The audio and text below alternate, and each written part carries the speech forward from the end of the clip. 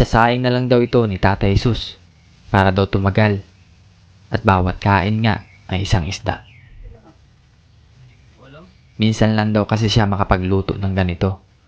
Depende kung may magbibigay o merong ibibili.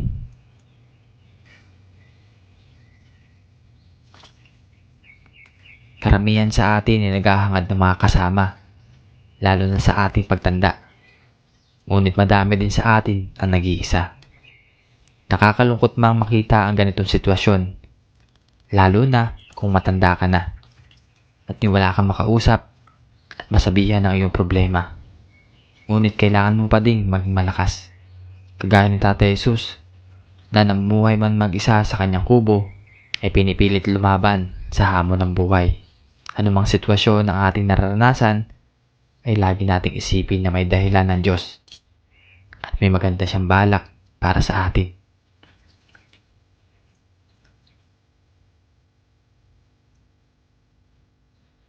Maliliit, 2 piraso. Pag mo lang pinakit, 1 piraso.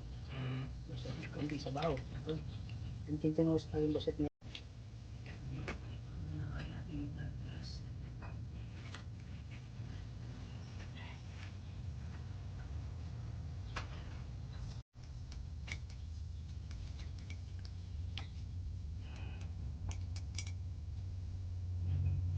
Parang pag magtapon ng tubig, Diretso po.